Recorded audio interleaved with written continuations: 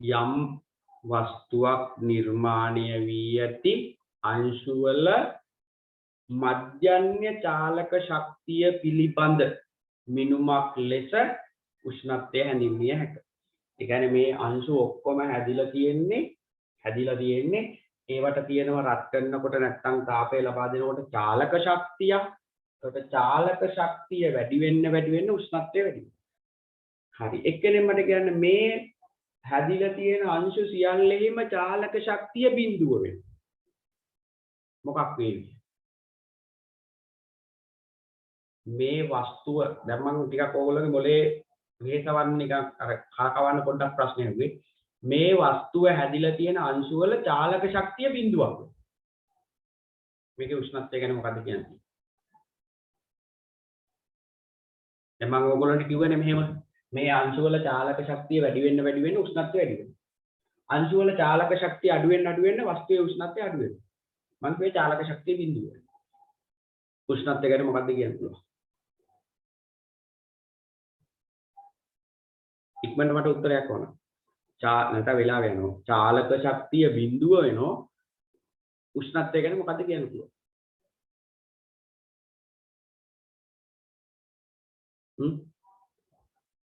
මේ අංශු වල චාලක ශක්තිය බිඳුවක් වෙනවා. උෂ්ණත්වය ගැන මොකද්ද කියන්නේ?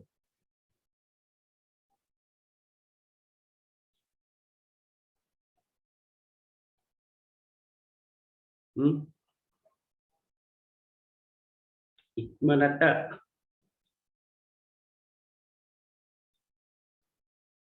මොකක්ද කියන්න පුළුවන්?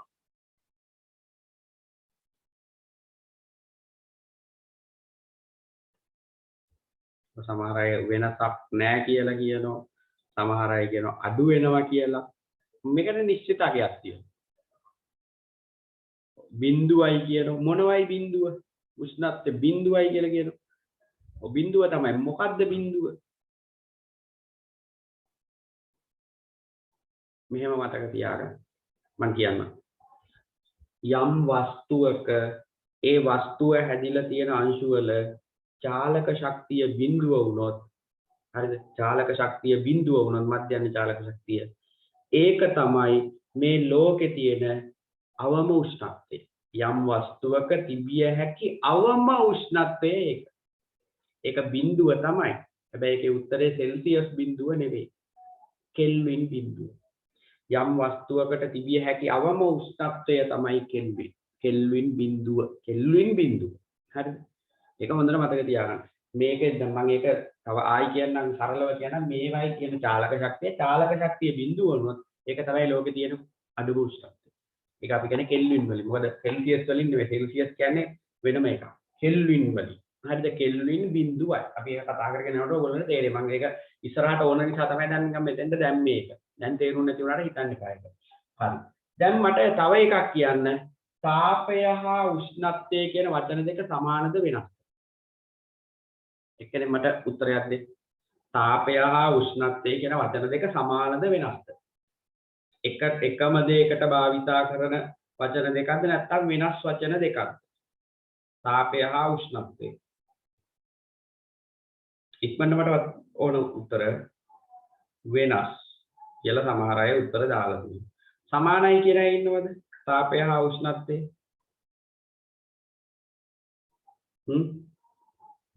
තාපය හා උෂ්ණත්වය සමානයි කියලා කියන අය. නෑ මට පේන හැටියට නෑ. තාපය හා උෂ්ණත්වය සමානයි කියන. ඔව්. දැන් තාපයයි උෂ්ණත්වය කියන්නේ වචන දෙකක්. මොකද්ද වචන දෙක? තාපය කියන්නේ මොකද්ද?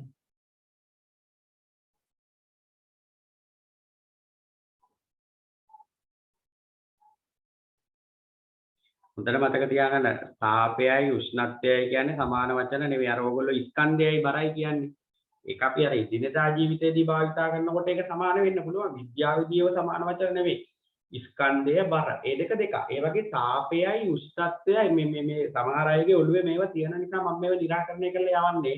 හරිද? වෙලාව ගියාට කමක් නැහැ.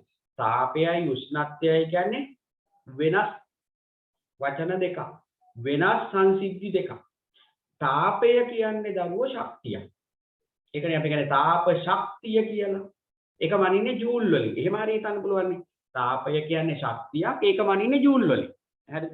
අපිට ඒක තේරෙනවනේ නේ. තාන්න හරි. කෙනෙක් උත්තරයක් කියලා දෙනවා. තාපය නිසා තමයි උෂ්ණත්වය වෙනස් වෙන්නේ. ඇති වෙන්නේ නෙවෙයි උෂ්ණත්වය වෙනස් වෙන්නේ.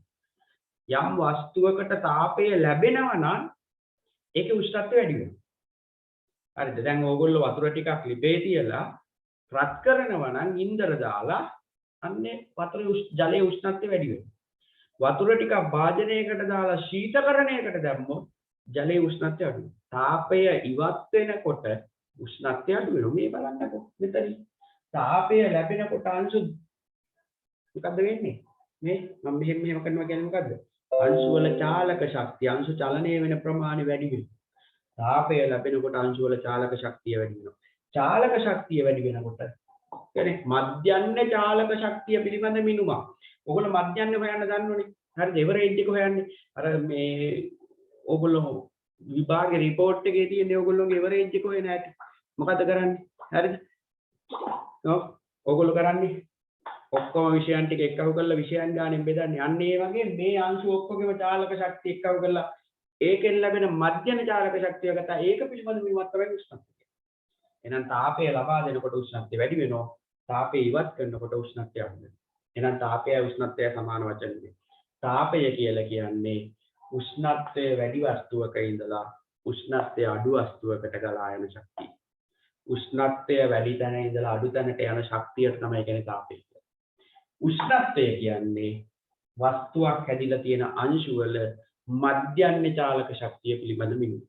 ඔන්න ඔය විදිහට මිනුමක් කියලා කියන්නේ බෑ මිනුමක්. ඒක මනින්නේ උෂ්ණත්වය තාපය මනින්නේ ජූල් වලින් උෂ්ණත්වය මනින්නේ එක එක જાතියේ ඒකක තියෙන.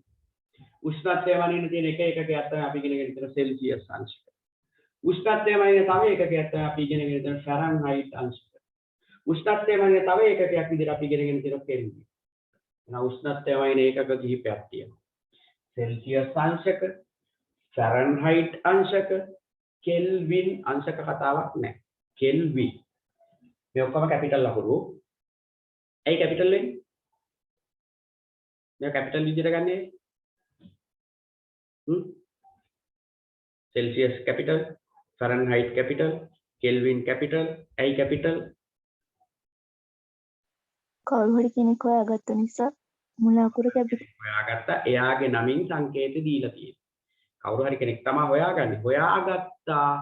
හොයාගත්තා විද්‍යාඥයෙක්ගේ නමක් ලබා දුන්න සංකේත. යම් සංකේතයක් ඒකකයක් සඳහා භාවිත කරන සංකේතයක් විද්‍යාඥයෙක්ගේ නමක් යොදා ගන්නවා නම් ඒක කැපිටල් වලින්.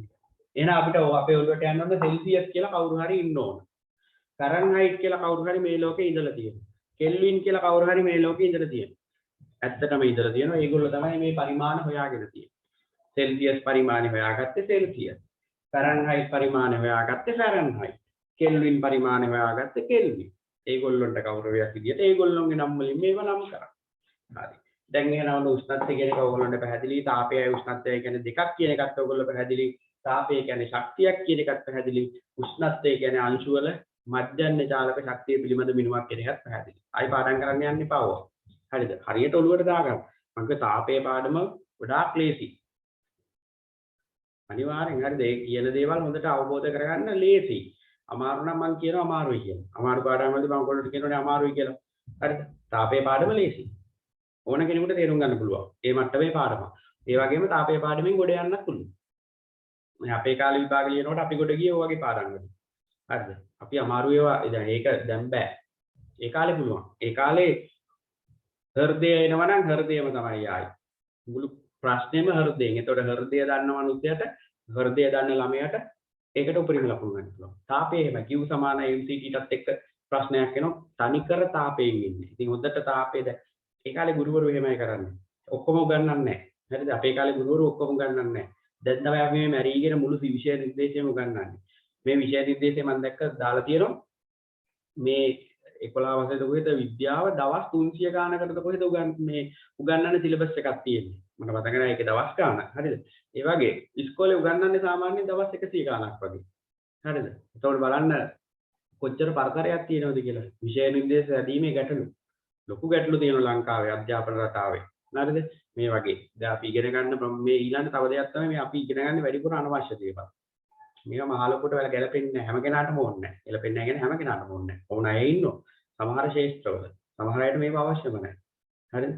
දැන් ලෝයර් කෙනෙක් ඇවිල්ලා ඉගෙන ගන්නානේ සෙල්සියස් මෙහෙම කරා මෙහෙම නඩු තීන්දුවක් දුන්න කියලා කියන්නේ නැහැනේ. ඒගොල්ලොන්ට තියෙන්නේ නීතිය පිළිබඳ පැත්ත. නේ සාමාන්‍ය දිනදා ජීවත් වෙන්න අවශ්‍ය ප්‍රමාණය තිබුණාන් ඇති අනිත් දැනුම. විද්‍යාව පැත්තේ. ඒවා ඒක වෙනස්. ඉතින් ඒවා වෙනස් වෙන්න ඕන ලංකාවේ අධ්‍යාපනයේ. හරි. එතකොට දැන් මේ කතා කරන්නේ මොකද්ද? මුලින් කතා කරන්නේ උෂ්ණත්වය ගැන. එතකොට උෂ්ණත්වය මනින්න අපිට පුළුවන් අභිමතවත් සම්මතවත්. හරිද? අභිමතව කියන්නේ දැන් ඕගොල්ලෝ මෙහෙම නළලට අත තියෙන. අත තියලා කියන මගේ අද ඇඟ රස්නේ මට පොඩ්ඩක් උණ වගේ එහෙම කියලා කියනවා. වතුර අර පොඩි ළමයි නාවනකොට උණු වතුරයි ඇල් වතුරයි කලවම් කරලා අපි හදනෝනේ සාමාන්‍ය මද රස්නේ වතුර.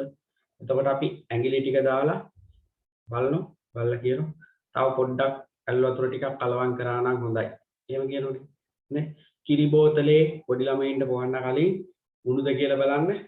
මෙහෙම මේ වගේ තැනකට කිරි බින්දුවක් දාලා බලනවා. කිරි බෝතලේ රස්නේද කිරි නැත්තම් නිවිලද පොවන්න තරම් සුදුසුද කියලා. ඒ විදිහට අපිට පුළුවන් මේ හැම මගින් උෂ්ණත්වය නිරීක්ෂණය කරන්න. හැබැයි මනින්න බෑ. ඊට පස්සේ උෂ්ණත්වය මනින්න විද්‍යාඥයන්ට උවමනා වුණා මේගොල්ලෝ හැදුවා උෂ්ණත්ව මාන හා උෂ්ණත්ව පරිමාණ. උෂ්ණත්ව මානයන් හා උෂ්ණත්ව පරිමාණය. උෂ්ණත්වය මනින අදපු උපකරණය තමයි උෂ්ණත්ව මානය. හරිද? උෂ්ණත්ව මානයකින් උෂ්ණත්වය මනින්න ඒකකයක් විදිහට උෂ්ණත්ව පරිමාණ. හරිද? එතකොට අපි මේ පාඩමේදී කතා කරන උෂ්ණත්ව මාන වර්ග 3ක් ගැන. උෂ්ණත්ව මාන වර්ග 3ක්. එතකොට ලෝකේ පළවෙනි උෂ්ණත්ව මානය හොයාගත්තේ ගැලීලියෝ කියන විද්‍යාඥයාගේ උෂ්ණත්ව මානයට කියන ගැලීලියෝ උෂ්ණත්ව මානය කියලා. හරිද? ඊට පස්සේ දැන් අපි කතා කරනවා උෂ්ණත්ව මාන 3ක්. පළවෙනි එක තමයි වීදුරු රසදිය උෂ්ණත්ව මාන. දෙවෙනි එක තමයි වීදුරු මධ්‍යසාර උෂ්ණත්ව මාන. තුන්වෙනි එක තමයි සංඛ්‍යාංක උෂ්ණත්ව මානය. වීදුරු රසදිය, වීදුරු මධ්‍යසාර, ඊළඟට සංඛ්‍යාංක උෂ්ණත්ව මාන. මේ වීදුරු රසදිය උෂ්ණත්ව මානය හදලා තියෙන්නේ වීදුරු හා රසදිය භාවිතා කරලා. එතකොට මේ රසදිය වලට අපි පොදුවේ කියන්නේ රසදිය මධ්‍යසාර ওই දෙකටම පොදුවේ කියන්නේ උෂ්ණත්වමාන ද්‍රව කියන. ඒක බල්බයක් කියන කොටසේ පුරවලා රසදිය ඒ විදිහට තමයි උෂ්ණත්වමානය හදලා තියෙන්නේ. එතකොට තාපය ලැබෙනකොට යම් වස්තුවකින් ඒ උෂ්ණත්වමානයට තාපය ලැබෙනකොට අර උෂ්ණත්වමාන ද්‍රවය එහෙම නැත්නම් රසදිය ප්‍රසාරණය. ඒ ප්‍රසාරණය වෙන ප්‍රමාණය මත තමයි අපි උෂ්ණත්වය මනින්නේ. එහෙනම් මේ වීදුරු රසදිය, වීදුරු මධ්‍යසාර කියන උෂ්ණත්වමාන හදලා තියෙන්නේ ද්‍රව ප්‍රසාරණය කියන මූලධර්මයේ පදනම් කරගෙන.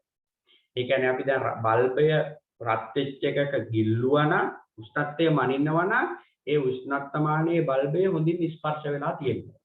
මම පෙන්නන්න රසදිය උෂ්ණත්වමානය. දැන් මේ තියෙන්නේ වීදුරු රසදිය උෂ්ණත්වමානය. ඔයගොල්ලන්ට පේන්නේ මෙන්න මේ තමයි බල්බය. මේ බල්බේ පුරවලා තියෙන්නේ රසදිය. හරිද? මේ බල්බයේ ඉඳලා මෙහෙම යටින් මේ වීදුරු කඳේ තියෙන පරිමාණය තියෙන ඇතුලෙන් තියෙන සිහින් නලයක්. අපි ඒකට කියන්නේ කේශික නලය. එතකොට අපි මේ බල්බය රත් වෙච්ච යමක ගිල්ලුවම නැත්නම් අපි මේව අතින් ස්පර්ශ කරාම අතේ රස්නෙට මේ බල්බේ තියෙන රසදිය ප්‍රසාරණය වෙලා කේශික නලය දිගේ ඉහළට ගමන් කරනවා. ඒ ඉහළට ගමන් කරනකොට අන්තිමට පිහිටන්නේ කොතෙන්ද? එතෙන්ට අපි තිරස්ව ඇහැ තියලා බලලා අපිට පුළුවන් උෂ්ණත්වය කියවා ගන්න. ඒක තමයි රසදිය උෂ්ණත්වමානයකින් පාඨාංක ගන්න ක්‍රමය. ඊළඟ මේක පරිහරණය කරද්දී අපි බල්බයෙන් අල්ලන්නේ නැහැ. බල්බයෙන් අල්ලනකොට අතේ රස්නෙට උෂ්ණත්වය වෙනස් වෙන්න පුළුවන්. ඊළඟට ගිල්ල මොනවා හරි දෙයක් උෂ්ණත්වය වෙනවා නම් බල්බය හොඳින් ස්පර්ශ කරන්න. ඝනයක නම් ඒත් එහෙමයි. ස්පර්ශ වෙලා තියෙනවා. ජලයේ උෂ්ණත්වය එනවා නම් කියන්නේ ද්‍රවයක උෂ්ණත්වය එනවා නම් ද්‍රවය තුල ගිල්ලලා තියෙනවා. හරිද? ඒ වගේ ඊළඟ තිරස්ව ඇස තබා උෂ්ණත්වය වනින්නවා. මේ උෂ්ණත්වමානය ගොඩක් හොඳයි. ඉහළ උෂ්ණත්ව පරාස මනින්න. හරිද? හේතුව තමයි මේ රසදිය සෙල්සියස් අංශක -39 ඉඳලා සෙල්සියස් අංශක 357 දක්වා තියෙන ද්‍රවයක් විදියට. ඒ ද්‍රවයක් විදියට තියෙන ඕනෑම අවස්ථාවක උෂ්ණත්වය මේකෙන් මනින්න පුළුවන්. -39 ඉඳලා 357 දක්වා. හරිද? -39ට අඩු උෂ්ණත්ව මනින්න අපිට වඩාත් හොඳ මධ්‍යසාර. රසදිය නෙවෙයි වීදුරු මධ්‍යසාර උෂ්ණත්ව මනින්න. මොකද මධ්‍යසාර -120 115. ඔයගොල්ලන්ගේ පොතේ තියෙන 115. 115 දක්වා ද්‍රවයක් විදියට තියෙනවා. ඉහළ උෂ්ණත්ව පරාස මනින්න සුදුසු මොකක්ද ඇහුවොත් වීදුරු රසදිය උෂ්ණත්ව මාන. පහළ උෂ්ණත්ව පරාස මනින්න සුදුසු මොකක්ද ඇහුවොත් වීදුරු මධ්‍යසාර උෂ්ණත්ව මාන. ඒක ඔළුවට දාගන්න. හරිද? ඉහළ උෂ්ණත්වයන් මනින්න සුදුසු වීදුරු රසදිය, පහළ උෂ්ණත්වයන් මනින්න සුදුසු වීදුරු මධ්‍යසාර. ඊළඟට මේ රසදිය වලට මම කිව්වා උෂ්ණත්වමාන ද්‍රවයක් කියලා. උෂ්ණත්වමානවල යොදා ගන්නා ද්‍රව වලට කියන උෂ්ණත්වමාන ද්‍රවයක්. ඔයගොල්ලෝගෙන් අහන්න පුළුවන් ප්‍රශ්නයක් රසදිය උෂ්ණත්වමාන ද්‍රවයක් ලෙස ගන්න හේතුව මොකක්ද?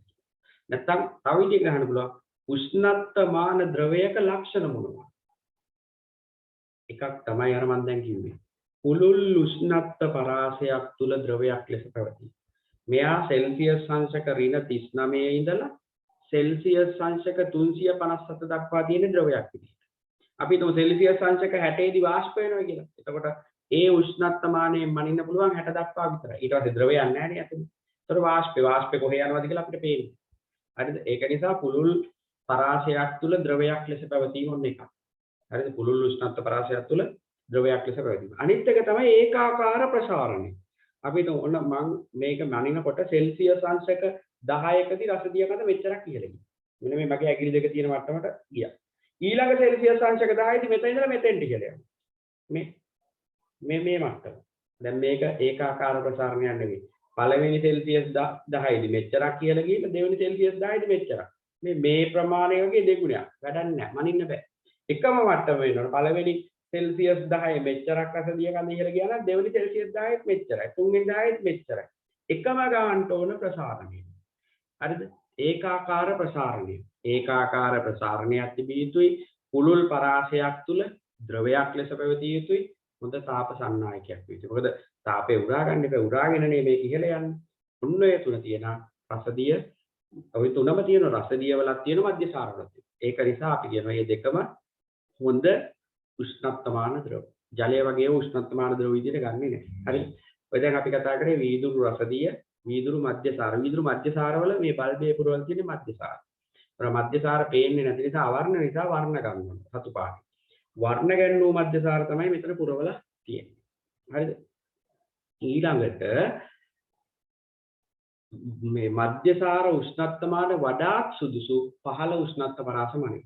සෙල්සියස් අංශක ඍණ ගණන් මනින ඒවා. එතෙන්දි මධ්‍යසාර උෂ්ණත්වමාන සුදුසු. මොකද ඍණ 115 දක්වා මධ්‍යසාර තියෙන ද්‍රවයක් විදිහට. හරි? ඊළඟට සංඛ්‍යාංක උෂ්ණත්වමාන. නැත්නම් අපි ඒවට කියනවා ඩිජිටල් තර්මෝමීටර්. සංඛ්‍යාංක උෂ්ණත්වමාන. මේ සංඛ්‍යාංක උෂ්ණත්වමානයක දැන් මේ උෂ්ණත්වමානයේ මම කිව්වා ද්‍රව ප්‍රසාරණය කියන මූල ධර්මයේ පදනම් කරගෙන අද්දේ. සංඛ්‍යාංක උෂ්ණත්වමාන වල ද්‍රව නැහැ. ඩිජිටල් තර්මෝමීටර් වල. ඒක ඉලක්කම් වලින් අගය වැටෙන්නේ. ඒකේ තියෙන්නේ ප්‍රතිරෝධය කියන විද්‍යුත් ගුණය සහිත මොනවා හරි ලෝහ කොටසක්. ඒ ලෝහ කොටස අපි මොනවා හරි රත් වෙච්ච එක සම්බන්ධ කරනකොට ඒක රත් වෙනවා. රත් වෙනකොට ප්‍රතිරෝධයක් ඇති වෙනවා. ප්‍රතිරෝධය වැඩි වෙන්න උෂ්ණත්වයගේ වෙනස් වෙනවා. එහෙනම් ප්‍රතිරෝධය කියන විද්‍යුත් ගති ගුණය තමයි ඩිජිටල් එහෙම නැත්නම් සංඛ්‍යාංක උෂ්ණත්වමාන වල තියෙන්නේ. අනාපව මම කියන මේ වීදුරු රසදිය ඊළඟ වීදුරු මධ්‍යසාර වගේ උෂ්ණත්වමාන වල මූල ධර්මය වෙන්නේ ද්‍රව ප්‍රසාරණය. ද්‍රවයක ප්‍රසාරණය කියන මූල ධර්මය පදනම් කරගෙන තමයි ඒක හදලා තියෙන්නේ. රත් වෙනකොට ද්‍රවය ඉහළ යනවා. සිසිල් වෙනකොට ද්‍රවය පල්ලෙහාට එනවා. ඒකත් මතක තියාගන්න. රත් වෙනකොට ප්‍රසාරණය වෙනවා වගේම උෂ්ණත්වය ඉවත් වෙනකොට සංකෝචනය වෙනවා. ඒ අණුව අපිට පුළුවන් උෂ්ණත්වය වෙනවා. හරි. ඊට පස්සේ සංඛ්‍යාංක උෂ්ණත්වමානවල මූලධර්මය වෙලා තියෙන්නේ උෂ්ණත්වය වෙනස් වීම මත වෙනස් වන විද්‍යුත් ගුණය. ප්‍රතිරෝධය. විද්‍යුත් ගුණයක් අපි එකට කියන ප්‍රතිරෝධය. අද වෙනකොට හැබැයි වැඩිපුර පාවිච්චි කරන්නේ මේවට වඩා ගොඩක් වෙලාවට සංඛ්‍යාංක උෂ්ණත්වමාන. ඒකට හේතුව තමයි මනින්න ලේසි, ස්පර්ශ නොකර ඈත ඉඳලා මනින්න පුළුවන්. හරිද? නමුත් සංඛ්‍යාංක උෂ්ණත්වමානයගේ උෂ්ණත්වය වයින්නවා නම් ඒකට නිවැරදි ධාරාව දෙන්න ඕනේ. බැටරි බහලා තිබුණොත් වැඩි යවු.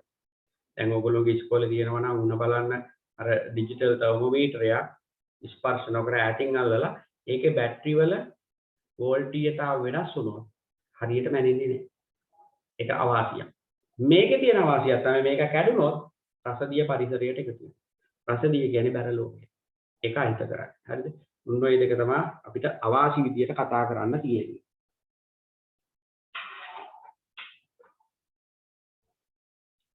හරි. ඔයගොල්ලෝ උෂ්ණත්වය කියන එක ලියාගත්තනේ. ඒකට දැනුමාත්‍රකාව ලියාගෙන උෂ්ණත්වය මැනීම කියලා. උෂ්ණත්වය මැනීම.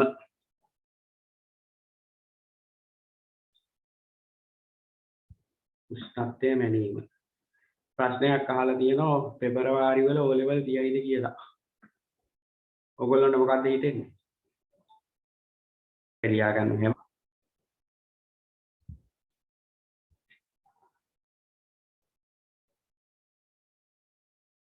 ඒකට ලියා ගන්න උෂ්ණත්වය මැනීම සඳහා නිපදවා ඇති උපකරණ. උෂ්ණත්වය මැනීම සඳහා නිපදවා ඇති උපකරණ උෂ්ණත්වමාන ලෙස හැඳින්වේ. උෂ්ණත්වය මැනීම සඳහා නිපදවා ඇති උපකරණ උෂ්ණත්වමාන ලෙස හැඳින්වේ.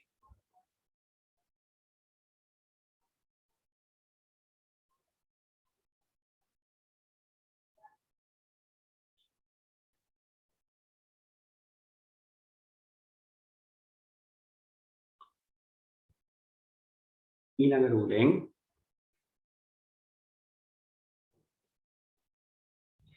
ලොව පළමු උෂ්ණත්වමානය නිපද වූයේ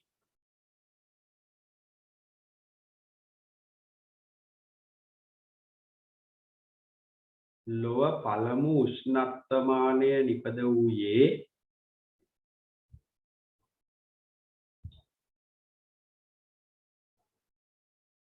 ගැලීලියෝ ගැලිලි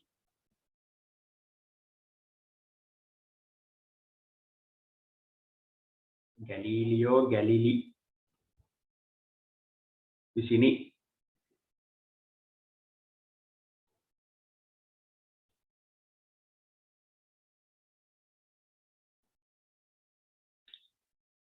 උෂ්ණත්වමාන වර්ග කිහිපයකි. උෂ්ණත්වමාන වර්ග කිහිපයකි.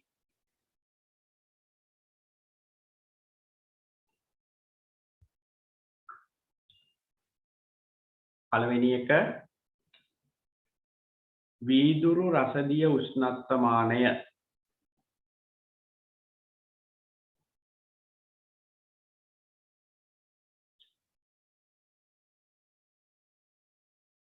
වීදුරු රසදිය උෂ්ණත්වමානය.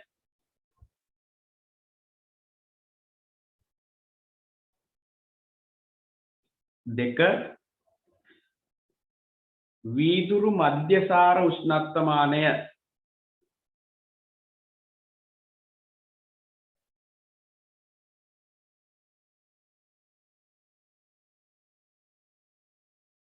වීදුරු මධ්‍යසාර උෂ්ණත්වමානය. තුන සංඛ්‍යාංක උෂ්ණත්වමානය.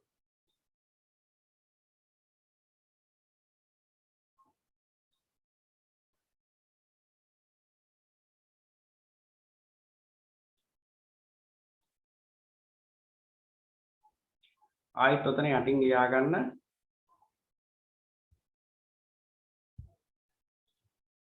වීදුරු රසදිය හා වීදුරු මධ්‍යසාර වීදුරු රසදිය හා වීදුරු මධ්‍යසාර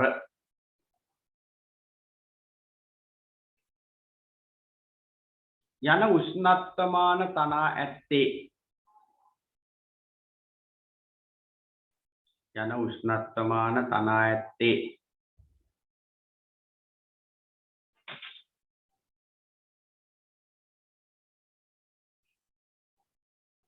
ද්‍රව ප්‍රසාරණය යන මූලධර්මය උෂ්ණත්වමාන තනා ඇත්තේ ද්‍රව ප්‍රසාරණය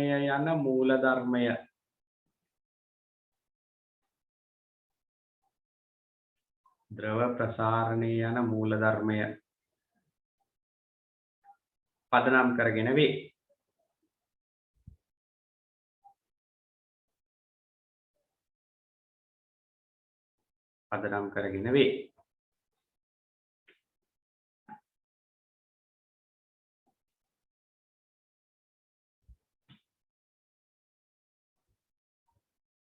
සංඛ්‍යාංක උෂ්ණත්වමානය ඊළඟ රූලෙන් එක ලියා ගන්න.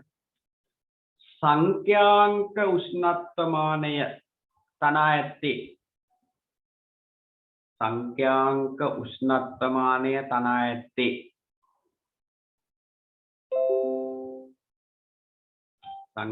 උෂ්ණත්වමානය තනා ඇත්තේ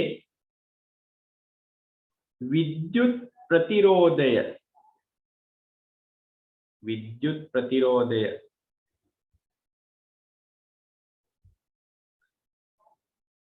යන ගුණය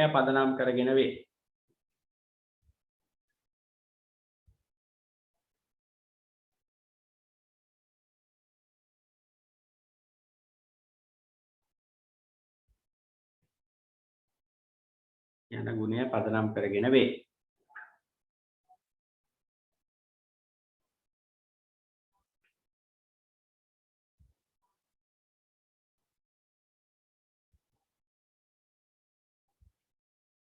හරි ඊට පස්සේ පොඩ්ඩක් මේ ඇඳ ගන්නකො මේ පොතේ තියෙන මෙන්න මේ රූපය උතන යටින් ඉක්මනට උෂ්ණත්වමානය ඇඳලා කොටස් ටික ටක් ගාලා නම් කරගන්න. බල්බය, කඳ, පරිමාණය, කේශික නලය. ඔය ටික විතරයි තියෙන්නේ. ඒ ටික ඉක්මනට ලකුණු කරගන්න. බල්බය, කඳ, පරිමාණය, කේශික නලය.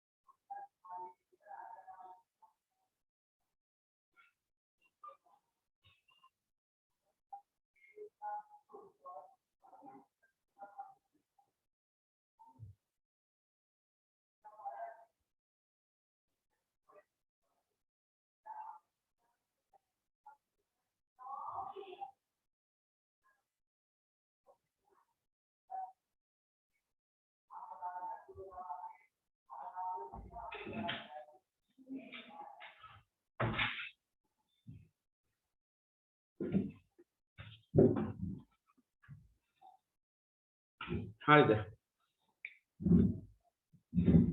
දැන් ඔයගොල්ලෝ ලියාගත්තනේ මේ හරි. දැන් රූපය අඳින්න නැති ඔයගොල්ලෝ ලියාගන්න තියෙන්නේ මේ මොකද්ද ද්‍රව ප්‍රසාරණයේ මූල ධර්මය පදනම් කරගෙන තමයි වීදුරු රසදිය වීදුරු මධ්‍යසාර ඊළාට විද්‍යුත් ප්‍රතිරෝධය කියන ගුණය පදනම් කරගෙන තමයි මේ සංඛ්‍යාංක උෂ්ණත්වමානය.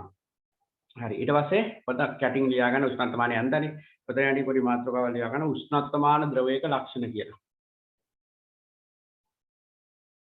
උෂ්ණත්වමාන ද්‍රවයක ලක්ෂණ කියලා. පොඩි අනුමාතෘකාවක්. උෂ්ණත්වමාන ද්‍රවයක ලක්ෂණ.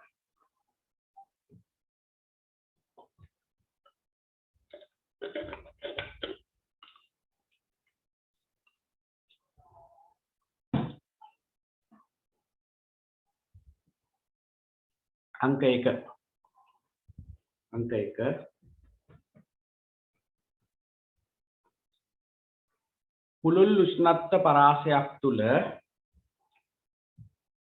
පුළුල් උෂ්ණත්ව පරාසයක් තුල ප්‍රසාරණය ඒකාකාරී වීම. පුළුල් උෂ්ණත්ව පරාසයක් තුල ප්‍රසාරණය ඒකාකාරී වීම.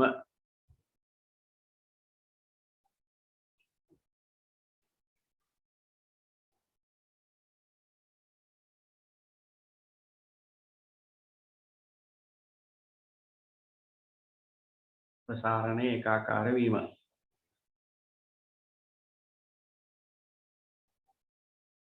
දෙක පුළුල් උෂ්ණත්ව පරාසයක් තුල ද්‍රවයක් ලෙස පැවතීම. පුළුල් උෂ්ණත්ව පරාසයක් තුල ද්‍රවයක් ලෙස පැවතීම.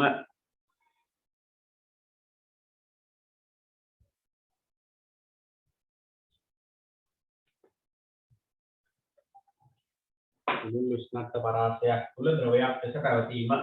එතන ලියා ගන්න යටින් රසදිය කියලා ලියලා ඍණ 39යි සෙල්සියස් සිට 357යි සෙල්සියස් කියලා ලියා ගන්න. මධ්‍යසාර කියලා ඍණ 115යි සෙල්සියස් සිට 100යි සෙල්සියස්. කටපාඩම් කරගන්න ඕනේ නැහැ. නමුත් මේ පරාසයන් තුල ද්‍රව ලෙස තියෙනවා කියලා මතක තියාගන්න. පහළ දැන් එතනින් මෙතන ඕන යටින් තරුවක් දාලා තියාගන්න මෙන්න මේකයි. පහළ උෂ්ණත්ව පරාසමනින්න සුදුසු මධ්‍යසාර උෂ්ණත්වමාන. ඉහළ උෂ්ණත්ව පරාසමනින්න සුදුසු රසදිය උෂ්ණත්වමාන. මේ වෙන්නේ මේ 357 දක්වා මනින්න පුළුවන්. ඍණ 100 ගණන් මනින්න පුළුවන් මධ්‍යසාර. එහෙනම් පහළ උෂ්ණත්වමාන පරාසමනින්න පහළ උෂ්ණත්ව මනින්න සුදුසු උෂ්ණත්ව මනින්න සුදුසු මධ්‍යසාර උෂ්ණත්වමානේ ඉහළ උෂ්ණත්වයන් මනින්න සුදුසු රසදිය උෂ්ණත්වමාන. ඒකත් පොඩ්ඩක් සටහනක් දාගන්න. ඒක මේ උෂ්ණත්වමානයක ලක්ෂණ නෙවෙයි. ඒකෙන් ගත්ත දෙයක් අපි. හරිද? පහළ උෂ්ණත්වයන් මනින්න සුදුසු මධ්‍යසාර උෂ්ණත්වමාන ඉහළ උෂ්ණත්වයන් මනින්න සුදුසු රසදිය උෂ්ණත්වමාන. තුන්වෙනි එක ලියා ගන්න. ඒක ලියාගෙන ඉවර වෙලා ඒක ලියා ගන්න ඉක්මනට. පහළ උෂ්ණත්වයන් මැනීමට මධ්‍යසාර උෂ්ණත්වමානද ඉහළ උෂ්ණත්වයන් මැනීමට රසදිය උෂ්ණත්වමානද යොදා ගන්න.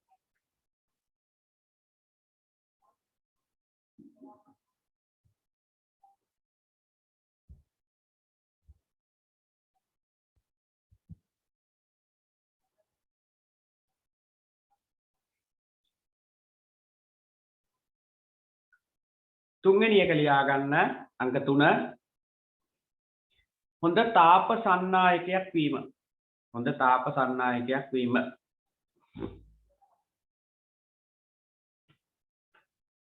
හොඳ තාප සන්නායකයක් වීම.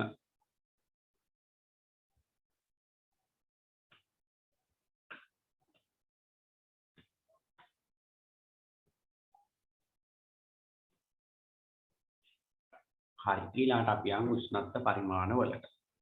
අනේ ඔන්න උෂ්ණත්වමාන ගැන ඔය ටික දැනගන්න ඕන. උෂ්ණත්වමානයේ කොටස් නම් කරන්න මේවා සරල වගේ දැනුණාට හරිද? මම දැකලා තියෙනවා ව්‍යුහගත රචනා පේපර් වල ඕවත් ඇවිල්ලා තියෙනවා. ඔය උෂ්ණත්වමානයක කොටස් නම් කරන්න. පරිමාණය, කඳ කේශික නලය, බල්බය. හරිද? බල්බය මොකද්ද කරන්න ඕන? ගිල්ලන්න ඕනද නැද්ද? හරිද? බල්බය උෂ්ණත්වමානයක් පරිහරණයේදී සැලකිලිමත් යුතු කරුණු. බල්බය අතින් අල්ලන්නේ නැහැ. ද්‍රවයක උෂ්ණත්වය වෙනවා නම් ඉහළට ගන්නේ නැහැ ද්‍රවයේ. තිරස්ස ඇහ තියන්න ඕන. ඔය වගේ ඒවා ඇවිල්ලා තියෙන විභාගය. කඳේ ඉහළ කෙළවරෙන් අල්ලන්නේ. හරිද? ඒ වගේ ඒවා අපිට ඒවා දැනගෙන ඒවා ප්‍රායෝගික දේවල්. කියන්නේ අපි උෂ්ණත්වය මනින්න ඉස්කෝලේදී හුරු වෙලා තියෙද. අන්න ඒ වගේ දේවල් නේද බලාපොරොත්තු වෙන්නේ. දැන් ඕගොල්ලන්ට විභාගයකදී දැනුම විතරක් මැනෙන්නේ නැහැ. දැනුමත් එක්ක ඒ තමන් ඒ ප්‍රායෝගිකව කරපු ක්‍රියාකාරකම් මොනවද? ඒවා ඇත්තටම කරාද? ඒකෙන් යමක් ඔළුවට ගියාද? ඔය දේවලුත් මනින්න. හරිද? ඔය ගොඩක් වෙලාවට ව්‍යුහගත රචනාවල අර්ධ ව්‍යුහගත රචනා කියන්නේ දෙක ඒ කොටසේ ගොඩක් වෙලාවට ප්‍රැක්ටිකල් ආශ්‍රිතවනේ අහන්නේ. ඔය දැන් ගොඩක් වෙලාවට ඔයගොල්ලෝ දැකලා ප්‍රභාසංශ්ලේෂණයට ඔක්සිජන් අවශ්‍ය බව, ඔනේ ඔක්සිජන් පිට වෙන බව, කාබන් ඩයොක්සයිඩ් අවශ්‍ය බව වගේ ක්‍රියාකාරකම් තියෙනවා. ඒ වගේ වල සැලකිලිමත් වෙන්න අපි දැන් ක්‍රියාකාරකම් කරන්න මේ කාලේ වාතාවරණයෙන් ආවට පේපර් එක හදන මිනිස්සු ඒක හදුවා. ඒක මම දන්නේ ඒක තමයි නැති. ගන්නන්න බැරි තරම් විෂය නිර්දේශයක් තිබුණාට මුළු සිලබස් එක පුරාවටම ප්‍රශ්න පත්‍රයේ තියෙනවා. ඒක ඉතින් අපිට කරන්න දෙයක් නැහැ. ඒක නිසා අපි මොනව හරි ක්‍රමයකින් හුරු වෙලා ඉන්න ඕන. ඒ ටික කොහොම හරි පොඩ දා ගන්න. හරිද? ගැලීලියෝ උෂ්ණත්වමානයේ රසදිය නෙවෙයිනේ. ඒකේ අර වෙන ඝනත්ව සිස්ටම් එකක් තියෙන මට මතක හැටියට වෙන එකක් තියෙන්නේ. ඒකේ පොඩ්ඩක් ඒක බලන්නකෝ රසදිය බිඳුවක් මේව කළා මේ අර වාතේ මේ අර නලය දිගේ ඉහළට යන විදිහටද මට මතක නැහැ ඒක හරියට පොඩ්ඩක් බලලා ඕන කියන්න. ගැලීලියෝ උෂ්ණත්වමානය කියන්නේ අර ප්‍රසාරණය වෙද්දී ඉහළට යන විදිහට තමයි කොහොම හරි තියෙන්නේ. හරිද? හරි අපි ඊළඟට යමු උෂ්ණත්ව පරිමාණ. උෂ්ණත්ව පරිමාණ යටතේ අපි ඉගෙන ගන්නවා පරිමාණ තුනක්. උෂ්ණත්වය මැනීමට භාවිතා කරන පරිමාණ තුනක් අපි කතා කරමු.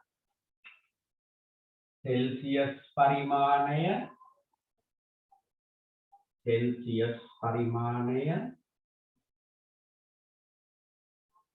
फ़ारेनहाइट परिमाणय केल्विन परिमाण උෂ්ණත්වය මනින්න අපි පරිමාණ තුනක් මේ පාඩමේදී කතා කරන උෂ්ණත්වය මනින පරිමාණ තුනක්. සෙල්සියස් පරිමාණය, ෆැරන්හයිට් පරිමාණය, කෙල්වින් පරිමාණය. හොඳට අහගෙන ඉන්න මේක අහගෙන ඉන්නීමයි වැදගත්. මේ තුන හොයාගත්ත තුන් දෙනාගේ නම් තුනෙන් තමයි ඒව නම් කරලා තියෙන්නේ. සෙල්සියස් පරිමාණය හොයාගත්තේ ඇන්ඩර්ස් සෙල්සියස් කියන විද්‍යාඥයා. ෆැරන්හයිට් පරිමාණය හොයාගත්තේ ග්‍රේබ්‍රියල් ෆැරන්හයිට් කියන විද්‍යාඥයා. කෙල්වින් පරිමාණය හොයාගත්තේ කෙල්වින් සාමිවරය.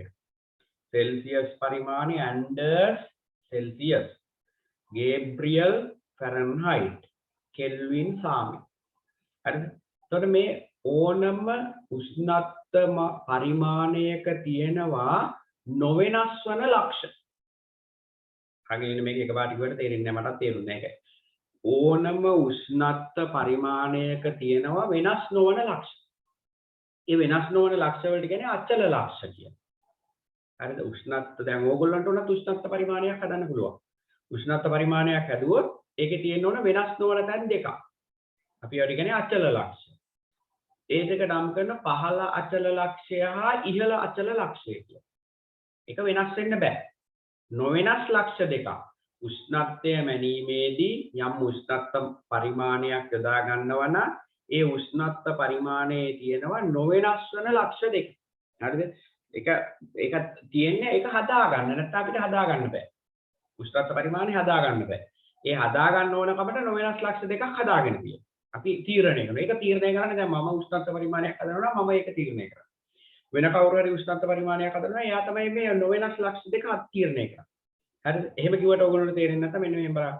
දැන් ඔන්න සෙල්සියස් මෙන්න මෙහෙම වැඩක් කරනවා. සෙල්සියස් පරිමාණය හදද්දී එයා ගන්න උෂ්ණත්ව මානය. මේ උෂ්ණත්ව මානය. උදේ තේරුම් ගන්න මේක හරියේදී. ඔන්න ගත්ත උෂ්ණත්ව මානය. හරිද? මෙන්න මැද තියෙන කේශික නලය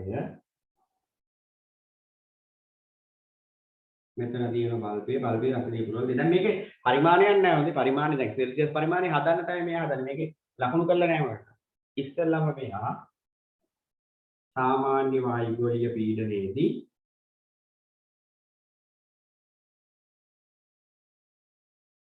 මේ උෂ්ණත්වමානයේ බල්බය ගිල්ලනවා දිය වෙන අයිස් තුල.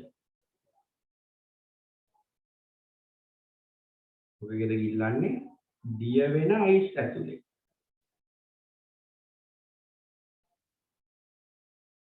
මේ තියෙන අයිස්. සාමාන්‍ය වායුගෝලීය පීඩනය යටතේ. එන සාමාන්‍ය වායුගෝලීය පීඩනය යටතේ දිය වෙන අයිස් වල මේ උෂ්ණත්වමානය ගිල්ලුවා. ගිල්ලුවම මෙන්න මෙතන තමයි රස දිය කඳ නැවතුනේ. අන්න එතන යා ලකුණු කරා පහළ අචල ලක්ෂය. එතන යා ලකුණු කරා සෙල්සියස් අංශක බිඳුවයි. ඔන්න පහළ අචල ලක්ෂය. හරිද? මේක වෙනස් වෙන්නේ නැහැ. ඒතකොට එයා තීරණය කරේ වෙන්නේ මෙච්චරයි. අයිස් දිය වෙන උෂ්ණත්වය බිඳුව. ඒක එයා තීරණය කරේ. දැන් මට ඕන නම් උෂ්ණත්ව පරිමාණයක් හදනවා කියනවා. අයිස් දිය වෙන උෂ්ණත්වය මගේ පරිමාණයෙන් 10යි. එහෙම පුළුවන්. මෙයා තීරණය කරේ බිඳුව. හරිද? ඔන්න පහළ අචල ලක්ෂය. මේකට අපි කියන්නේ නොවෙනස් ලක්ෂය. ඒක වෙනස් වෙන්නේ නැහැ. පහළ අචල ලක්ෂය. පහළ අචල ලක්ෂය. ඊළඟට මේ උෂ්ණත්වමානයම දැන් බිඳුව ලකුණු කරලා තියෙන්නේ. ඒ උෂ්ණත්වමානයම අරන් ගිහිල්ලා මෙයා නටන ජලය සහිත ජල බඳුනක ගිල්ලුවා.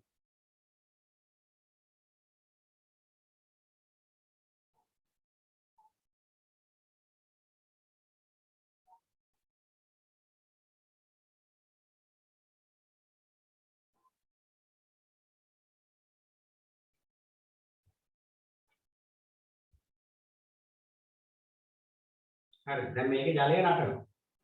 මේ බුබුලු දදා නටන ජලය තියෙනවා. හරි එතකොට අපි හිතමු රසදිය කඳ වෙන්න මෙච්චරක් උඩට ගියා කියලා. දැන් මෙතන බිඳුව ලකුණු වෙලා තියෙනවා. මේකේ බිඳුව දැන් ලකුණු කරගත්තා යා. හරිද? බිඳුව ලකුණු කරලා තියෙන්නේ මෙන්න නටන ජලය සහිත වාදනයක ගිල්ලුවම් මෙන්න මෙතනට ගියා. මෙතන ලකුණු කරා 100 කියලා. මේකට කියනවා ඉහළ අචල ලක්ෂය. වෙනස් වෙන්නේ නැහැ. සාමාන්‍ය වායුගෝලීය පීඩනයේදී අයිස් දිය වෙන උෂ්ණත්වය හොයාගත්තා. එයා එතන ලකුණු කරා බිඳුව කියලා. සාමාන්‍ය වායුගෝලීය පීඩනයේදී ජලය නටන උෂ්ණත්වය හොයාගත්තා. එයා එතන ලකුණු කරා 100 කියලා. දැන් ඔන්න එයාට අචල ලක්ෂ දෙකක් ආවනේ. පහළ අචල ලක්ෂය බිඳුව කියලා. එයා තීරණය කළේ. ඉහළ අචල ලක්ෂය 100 කියලා. ඊට පස්සේ මොකද කරේ? මේ බිඳුවත් 100ත් අතර ප්‍රදේශය කොටස් 100කට බෙදුවා. බිඳුවත් 100ත් අතර කොටස කියන්නේ මෙතන ඉඳලා මෙතෙන්ට ගෙනියන ඒක ආපහු කොටස් 100කට බෙදුවා. අන්න ලැබුණා සෙල්සියස් පරිමාණය. සෙල්සියස් පරිමාණය ගත්තේ ඔන්න ඔය විදිහට හදාගත්තේ.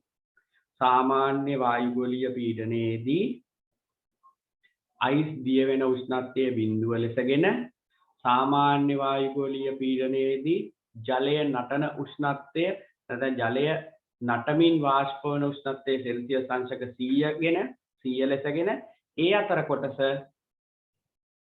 ඒ අතර ප්‍රදේශය කොටස් 100කට බෙදා තමයි සෙල්සියස් පරිමාණය හැදුවේ. හරිනේ ඔන්න එහෙනම් ඕනම උෂ්ණත්ව පරිමාණයක තියෙන්න ඕන අචල ලක්ෂ. අචල ලක්ෂ කියන්නේ වෙනස් නොවන ලක්ෂ. හරි ඊළඟට ෆැරන්හයිට්. ෆැරන්හයිට් මේ වැඩේමයි කරේ. කරපු දේ වෙනසක් නැහැ. හැබැයි එයා මෙන්න මෙහෙම දෙයක් කරා. අයිස් දිය වෙන උෂ්ණත්වය එයා ලකුණු කරා බිඳුව නෙවෙයි 32 කියලා.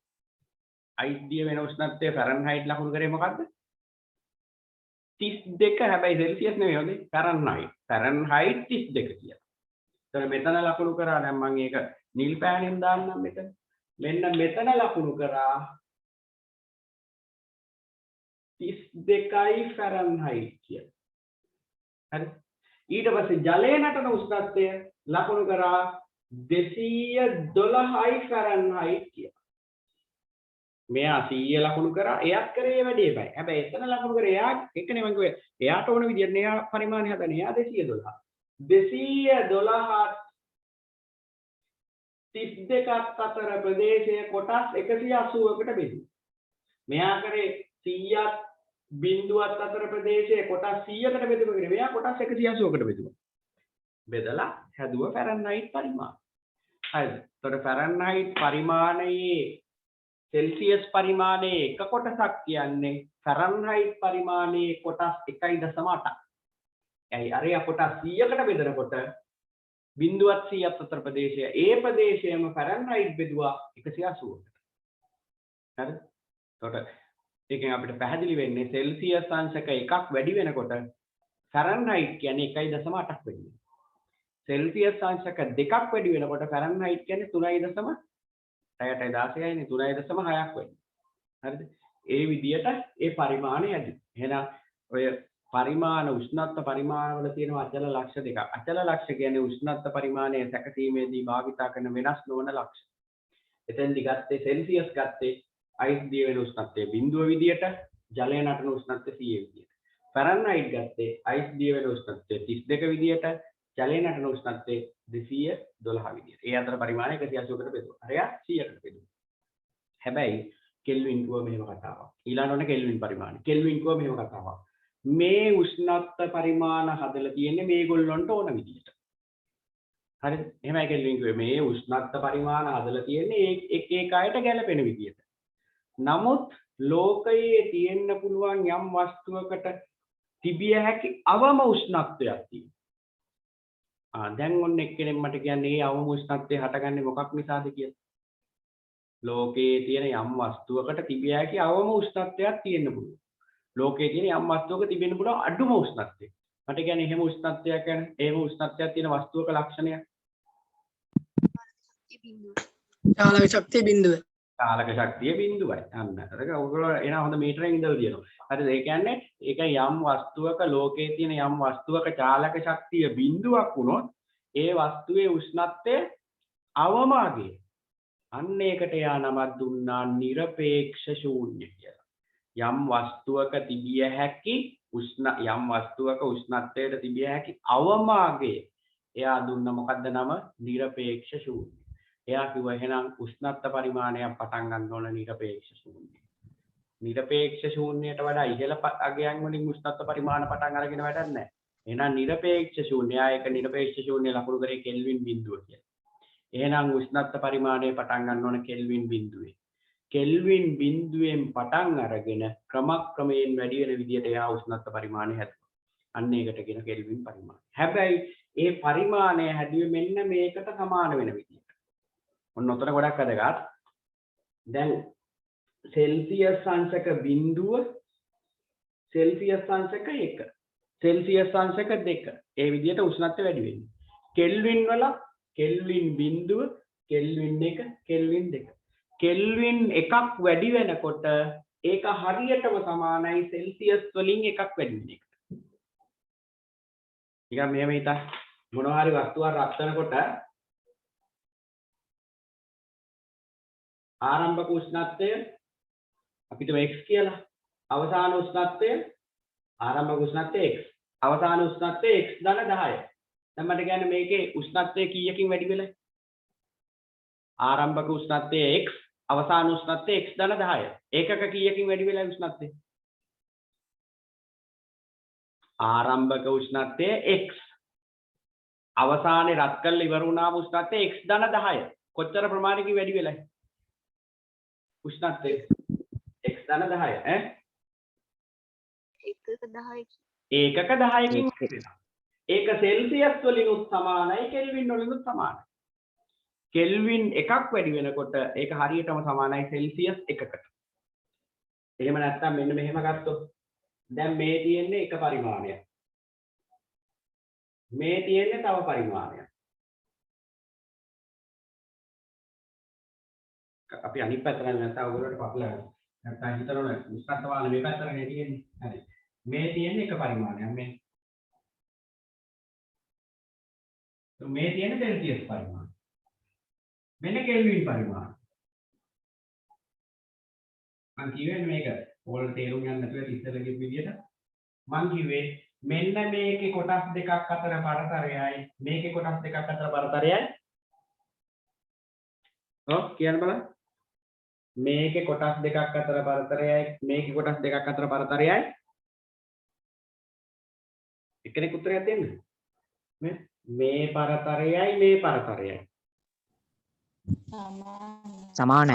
සමානයි ඒකේ තේරුම යම් වස්තුවක උෂ්ණත්වය සෙල්සියස් වලින් යම් ප්‍රමාණයක් ඉහළ ගියේද කෙල්වින් වලිනුත් එම ප්‍රමාණයම තමයි. දැන් මම අහන ප්‍රශ්නයක් මේ. නුවර එළියේ උෂ්ණත්වය සෙල්සියස් අංශක සෙල්සියස් අංශක 10යි. මාතර උෂ්ණත්වය සෙල්සියස් අංශක 30යි. හොඳට අහගෙන ඉන්න. නුවර එළියේ උෂ්ණත්වය සෙල්සියස් අංශක 10යි. මාතර උෂ්ණත්වය සෙල්සියස් අංශක 30යි. ඔය වෙනස කෙල්වින් වලින් කීයද? නගර දෙක අතර උෂ්ණත්ව වෙනස කෙල්වින් වලින් කීයද? ඉතින් දෙන්නක් ගන්න.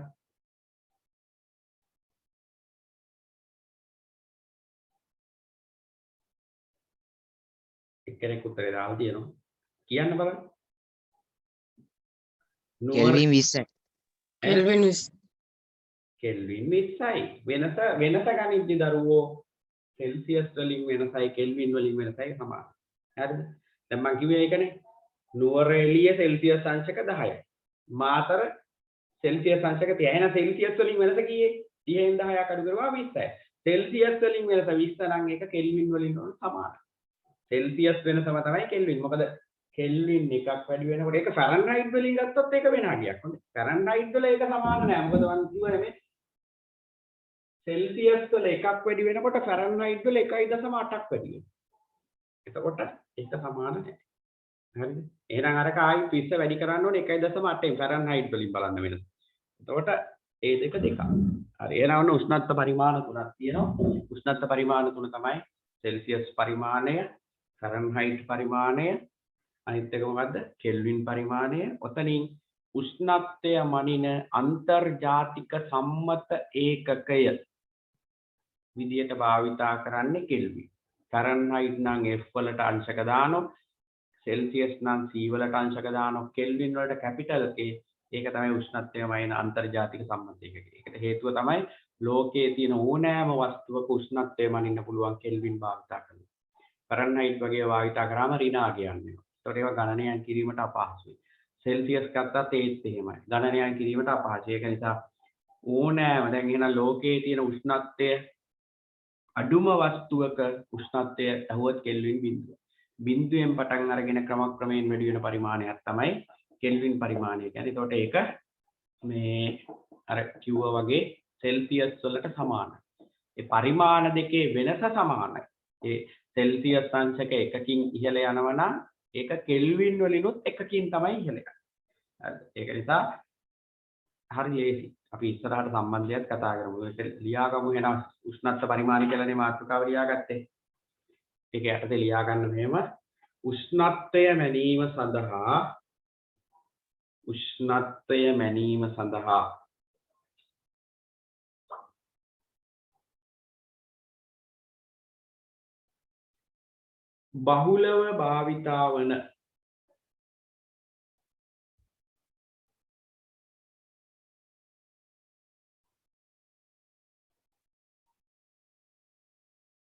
බහුලව භාවිතා වන පරිමාණ තුනක් ඇත.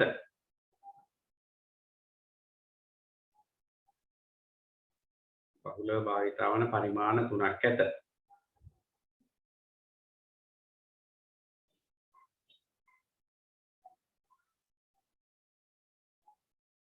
එක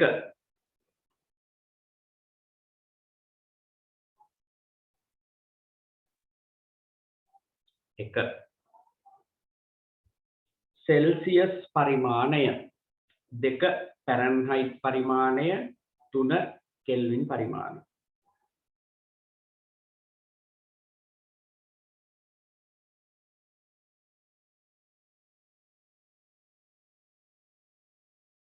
සෙල්සියස් පරිමාණය, ෆැරන්හයිට් පරිමාණය, කෙල්වින් පරිමාණය.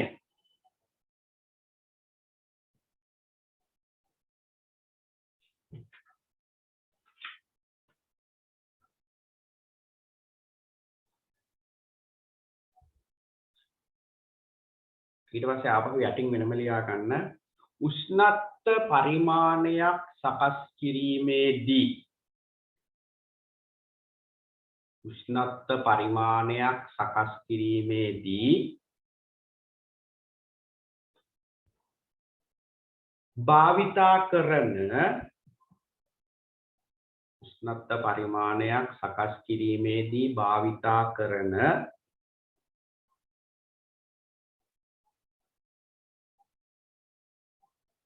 වෙනස් නොවන උෂ්ණත්ව භාවිතා කරන වෙනස් නොවන උෂ්ණත්ව වෙනස් නොවන උෂ්ණත්ව අචල ලක්ෂ ලෙස හැඳින්වේ.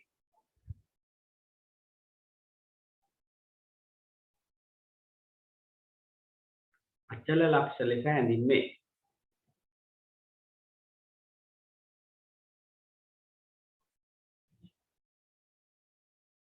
ආපහු ඊළඟ රූලෙන් ලියා ගන්න සෙල්සියස් පරිමාණයේදී අචල ලක්ෂ ලෙස හැඳින්වේ. ආපහු ඊළඟ රූලෙන් සෙල්සියස් පරිමාණයේදී සෙල්සියස් පරිමාණයේදී අචල ලක්ෂ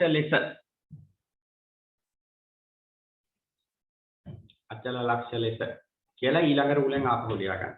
අචල ලක්ෂ ලෙස කියලා ආපහු ඊළඟ රූලෙන් ලියා ගන්න.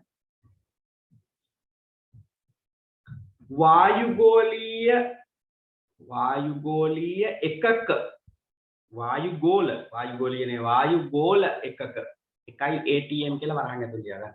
වායුගෝල එකක වරහන් ඇතුළේ එකයි simple A simple T simple M මේ පීඩනය වයින් එකකයක් වායුගෝල එකක කියලා ඔකට කියන්නේ එකයි ATM. වායුගෝල එකක පීඩනයේදී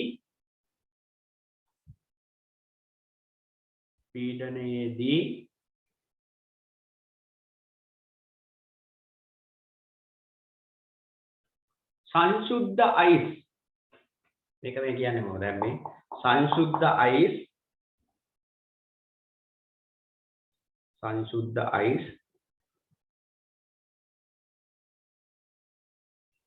ද්‍රව ජලය බවට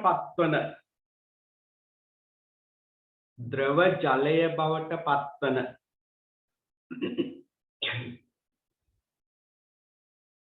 උෂ්ණත්වය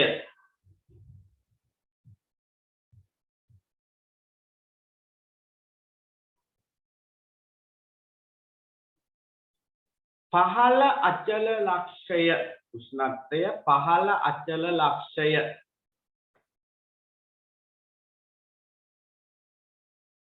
පහළ අචල ලක්ෂය වරහන් ඇතුලේ 0යි සෙල්සියස්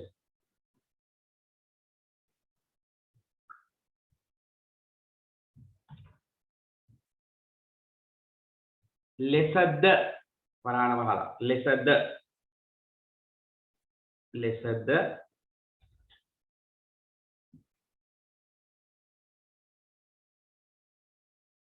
එම පීඩනයේදීම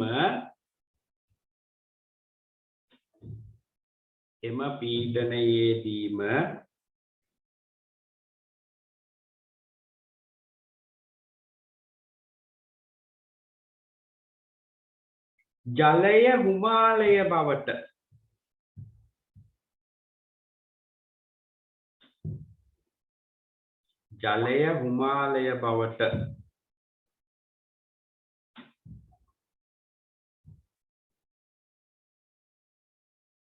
පත්වන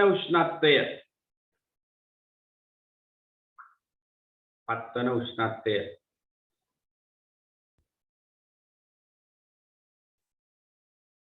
ඉහළ අචල ලක්ෂය වරහන් ඇතුලේ 100යි ඉහළ අචල ලක්ෂය වරහන් ඇතුලේ 100යි සෙල්සියස්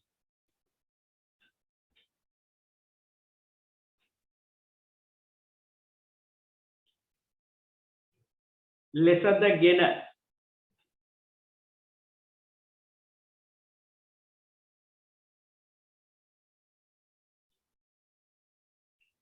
ලෙසදගෙන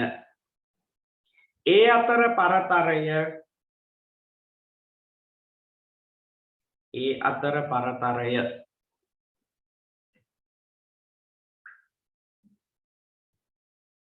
කොටස් 100කට බෙදා ඇත.